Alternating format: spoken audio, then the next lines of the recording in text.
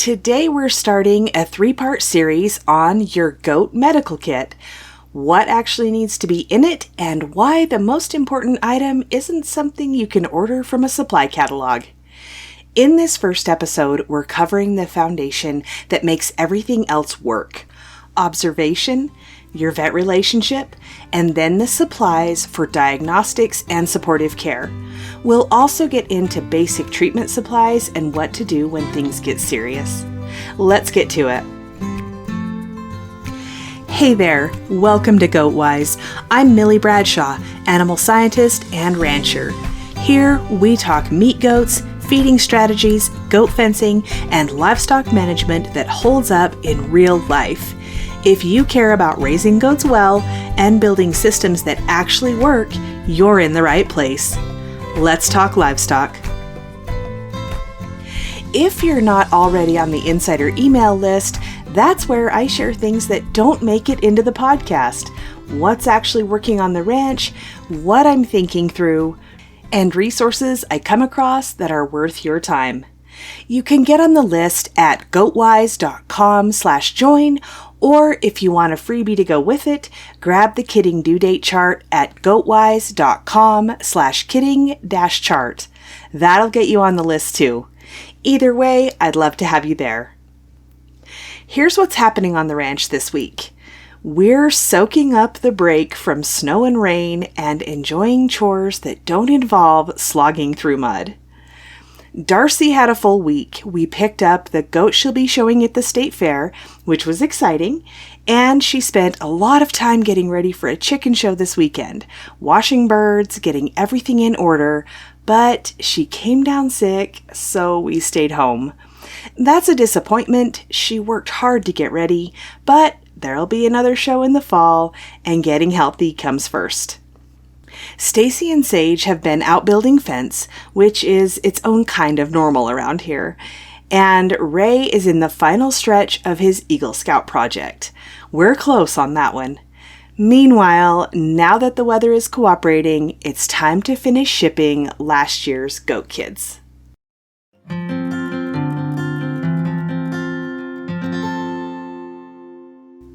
All right. If you noticed, the name of the podcast changed ever so slightly. Welcome to GoatWise. Same show, same content, same me. Get GoatWise served us well through 100 episodes, and I'm proud of every one of them. But GoatWise says more clearly what this show has always been about. Serious livestock management for people who are actually doing this. Nothing else is changing. Let's talk about your goat medical kit. But first, I want to tell you what the most important item is, and you cannot buy it anywhere. It's observation. I know you came here for a supply list, and I'll give you that. But if I build this kit without starting here, I'm leaving out the thing that makes everything else work. Here's what I mean. We don't have many emergencies on this ranch. And I said that out loud to Stacy the other day, and he was the one who looked at me and said, "You know why that is, right?" And he was right. It's not luck. It's not that we have exceptional animals, though we're working on that. It's that we walk through the animals every single day, and we know what normal looks like. We know how they move, how they hold their weight, how they stand when something's wrong. We know which ones always come to the gate first. So when the one who always comes to the gate first isn't coming to the gate, we notice it. That's not a sixth sense. That's just paying attention every day until it becomes automatic. The goal, and this is the theme for the whole series, is to need this medical kit as little as possible. Strong genetics, good nutrition, healthy animals, and wise management eliminate most of what could go wrong. But observation is what catches the rest before it becomes an emergency. You cannot substitute for it. You can have the best stocked kit in your county and still lose animals you didn't have to lose if you're not catching things early, when they're still manageable, when your response is calm instead of reactive. So that's number one. Walk through your animals every day. Know your normal. Number 2 is your vet relationship. And I put this second, not at the end, not as an afterthought. Because when observation tells you something is wrong, you need someone to call. Build that relationship before you need it. That is the whole point. Most large animal vets are stretched thin. They have existing clients they've worked with for years. You want to be on that list before you're calling at 9 o'clock on a Saturday night with a doe down. If you're new to goats, or if you've been winging it and you don't have a vet you actually call, that's your homework from this episode. Find a large animal vet in your area who sees small ruminants. Not all of them do. So you may have to ask around and introduce yourself. Bring an animal in for something routine if you need a reason. Just get on their radar. It matters more than anything in this kit. All right, now into the actual supplies. Diagnostics first. The first thing you need is a thermometer, a digital rectal thermometer, and you want a reliable one, not the cheapest thing on the shelf. Normal rectal temperature for a goat is 101.5 to 103.5 degrees Fahrenheit. Anything outside that range is telling you something. When you call your vet and say, "She seems off," the first thing they're going to ask is, "What's her temp?" You want to have that answer. A thermometer is cheap. It confirms what your eyes are telling you. Get one, keep it in the kit. And while we're on diagnostics, let's not forget gloves. Get a box of nitrile gloves and keep them easily accessible in the barn. I've not been the best at this, and I've had to deal with emergencies barehanded. That's not a good plan for a lot of reasons. Get in the habit of grabbing gloves. Let's talk about supportive care. This is where most of our actual intervention happens on the ranch. And if you've caught something early, which you will because you're walking through your animals every day, one of these is often all you need. Probiotics, electrolytes, Nutri-Drench, baking soda, activated charcoal. Those are your workhorses. Let me tell you why each one earns its place. Probiotics, a paste or gel formulated for ruminants. It helps restore gut flora after stress, after a difficult kidding, after antibiotic treatment, after anything that disrupts the rumen. The rumen is where everything starts with a goat. If the rumen is off, the animal is off. I personally love Probios. We usually get the bovine formulation, and the folks at Probios let me know they now have a goat-specific formula. I haven't tried it yet, though. Electrolytes, powder or paste. These are for dehydration and for kids that are weak or scouring.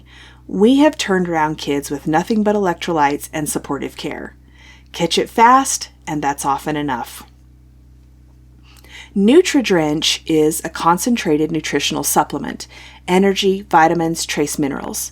I reach for it with does coming out of a hard kidding, with weak newborns, with anything that's had a rough go of it and needs a fast input.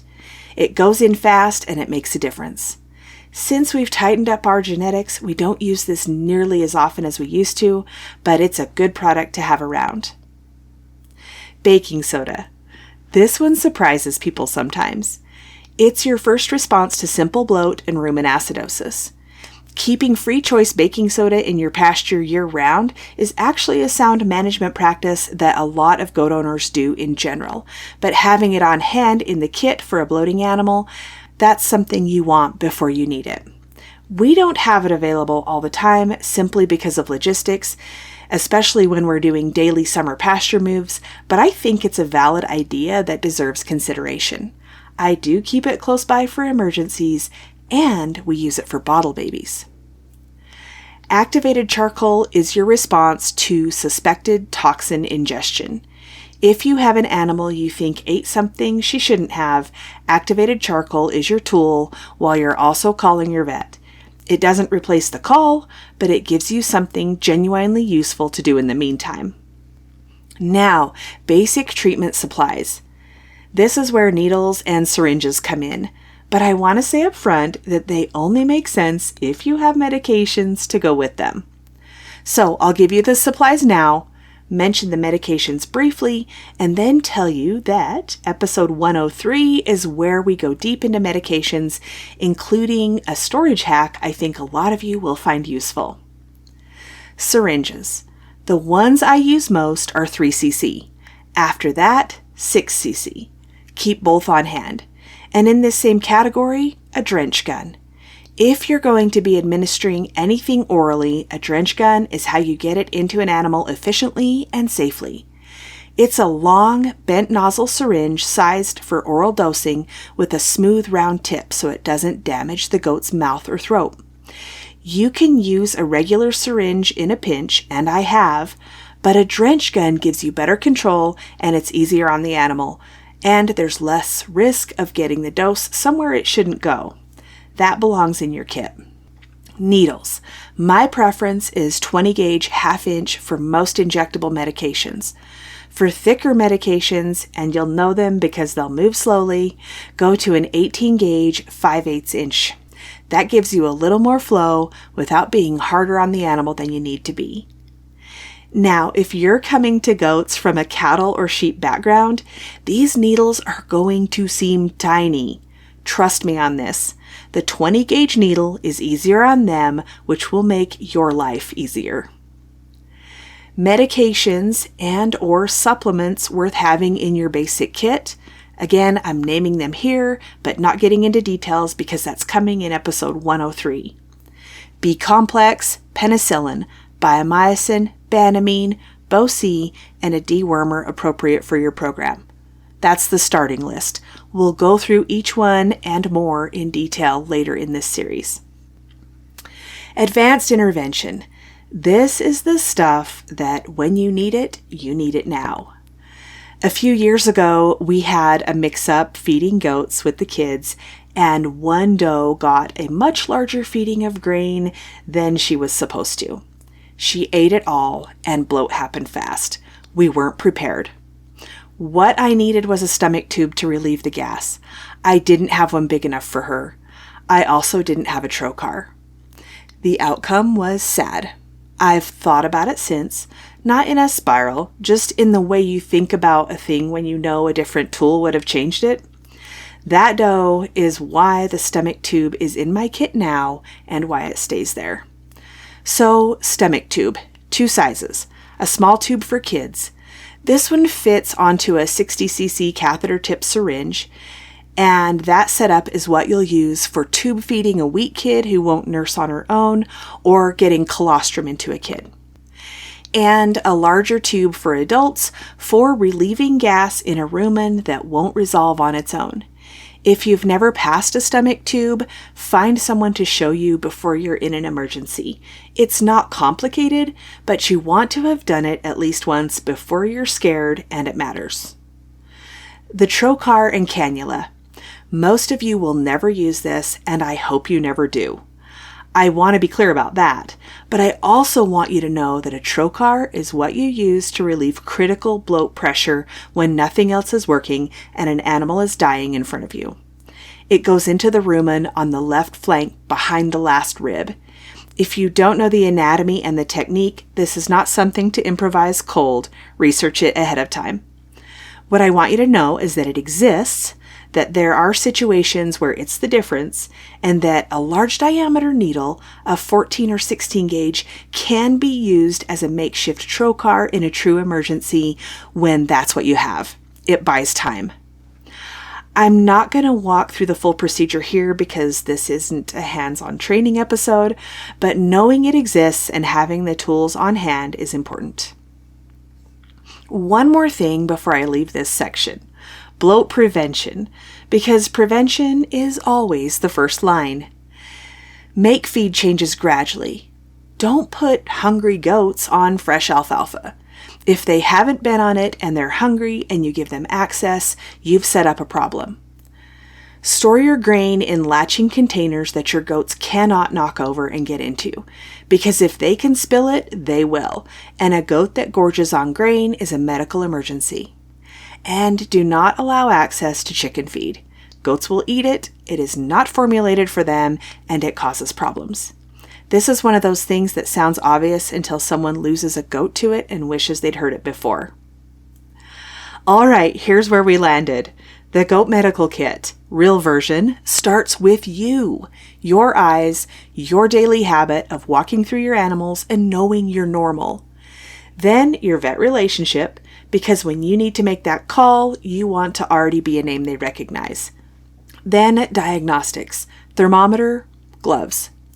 Then supportive care, probiotics, electrolytes, Nutri-Drench, baking soda, activated charcoal.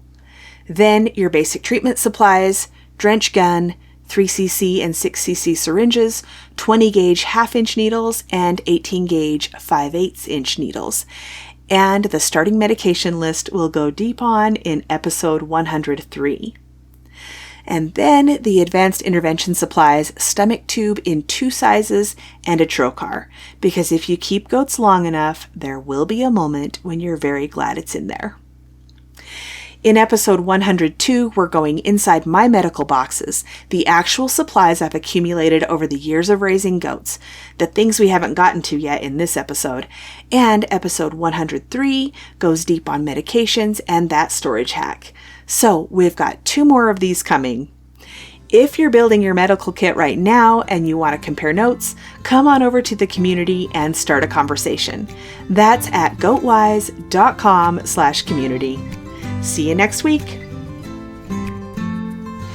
Hey there, thanks for listening today. If this episode was helpful, share it with another producer who's raising goats. And if you haven't already, leave a quick review on Apple Podcasts. It helps more serious livestock owners find the show. As always, this podcast is for educational purposes only and is not a substitute for veterinary advice. I'll see you next week here on GoatWise.